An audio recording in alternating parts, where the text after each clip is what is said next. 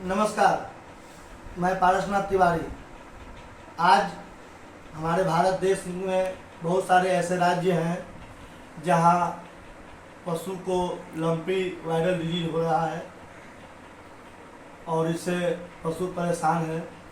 तो आज हमारे साथ इस पे गहन चर्चा करने के लिए हमारे गुरुदेव संजय सर हैं, जो लंपी वायरस पे हम लोगों के बीच में साझा करेंगे और हर पशुपालक को तक ये आवाज़ पहुंचेगा और उसके हिसाब से वो उपयोग करके अपने पशु को सुरक्षित रख सकते हैं। जी नमस्कार सर। अभी सर मार्केट में कैसा परेशानी दिख रहा है आपको? लंपी डिजीज से बहुत सारे मरीज जो हैं एनिमल भाग रहे हैं अभी, लेकिन अभी कुछ दवाइयाँ जो आपका है न्यूट्रीवेट का वही अच्छा काम कर रहा है। बाकी सब दवाइयाँ जो कंपनी का है ना इतना वर्क नहीं कर रहा है। ऐसा मुझे ऐसा क्या हो रहा है कि पशु ज़्यादा मर रही है, कारण क्या हो रहा है? इसके लिए देखिए सबसे बड़ा है रख रखाव में भी है, उसकी व्यवस्था नहीं हो पाता है यहाँ पे देहात में, और जो खनिज लवण का जो संतुलन है जानवर का वो भी नहीं हो पाता है। और ये तो वायरल डिजीज है ना, एक दूसरे से फैलते रहता है, तो सबसे बड़ा कारण है कि संक्रामक होने के चलते इससे ज़्यादा पशु। तो ऐसा भी तो हो सकता है, देख लीजिए बात ऐसा है सर कि ऐसा भी तो हो सकता है कि हमारे देश में जो 12,000 गौ की प्रजातियां थी, जिसमें भी मात्र 84 प्रजातियां बच रही हैं, जिसमें कि अभी भारत सरकार हो या बिहार सरकार हो, गिर नस्ल, हरियाणा नस्ल जो अपने यहाँ का नस्ल पे ज़्यादा जोर दे रही है, लेकिन अभी ज़्यादा से ज़्यादा पशु होलिस्टिक फ्रीजियन यानी एचएफ में कन्वर्ट हो गई है। नस्ल का अगर चेंज हुआ है और नस्ल को चेंज करने के बाद अगर आप एक ही चीज़ पे आधारित रहते हैं, यानी कि अपने ही जो संरचना में रह रहा था पशु उसी के हिसाब से उसको ढालना चाहिएगा, तो ढल नहीं ना पाता है। दूसरा कि लंपी स्किन डिजीज ऐसा कोई बड़ा चीज़ नहीं कि बहुत बड़ा संक्रामक है, इसका रोकथाम है। इसका रोकथाम है वैक्सीन, जो कि भारत सरकार के द्वारा दिया भी गया है, बिहार सरकार के द्वारा पड़ा भी है। दूसरा चीज़ है कि इसमें ट्रीटमेंट इसलिए ज़रूरी हो जाता है कि वायरल डिजीज जो है वो बैक्टीरियल डिजीज में कन्वर्ट नहीं हो जाए।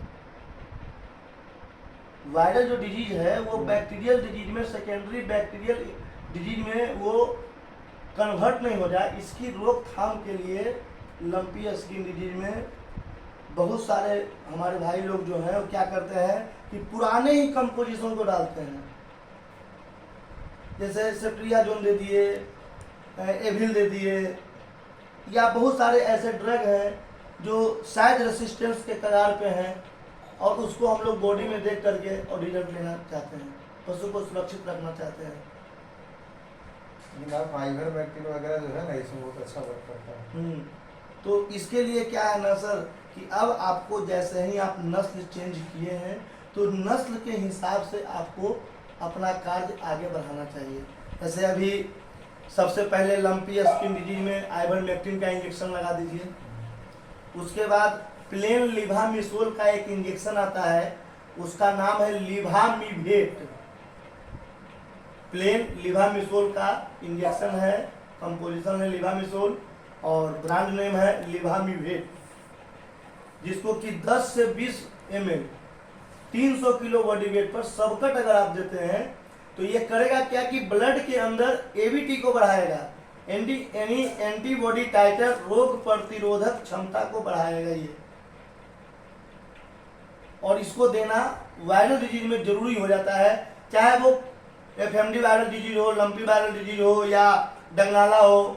बहुत सारे ऐसे डिजीज हैं वायरल जिसमें कि इम्यूनिटी को बढ़ाना जरूरी होता है, क्योंकि वायरल डिजीज तभी टच करता है जब क्या बोलते हैं कि शरीर के अंदर इम्यूनिटी लो होता है। जैसे कि आप देखे होंगे कोरोना काल में दवा तो बहुत चल रहा था, लेकिन उस दवा में सबसे जो कारगर था वो क्या था?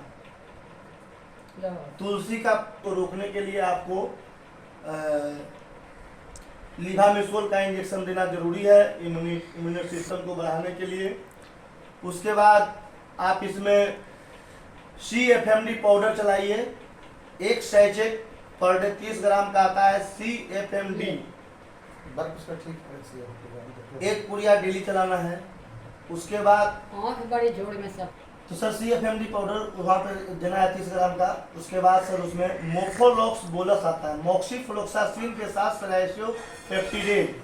क्योंकि अगर आप बैक्टीरियल चला रहे हैं तो बैक्टीरिया जहाँ पे होगा अगर वो मरेगा तो वहाँ पे सूजन आएगा। तो सूजन को रिकवर करने के लिए, प्रोटियोलाइटिक एंजाइम को तोड़ने के लिए उसमें सलाइसियोपेप्टिडेट मिला हुआ है, इसलिए लंपी स्किन डिजीज में वो बेहतर हो जाता है। उसके बाद उसको क्लोरोबोलस देना है, जिसमें कि क्लोरोफेनामिन और ट्राइफ्लूपेराजिन के साथ साइनोकोबालामिन है।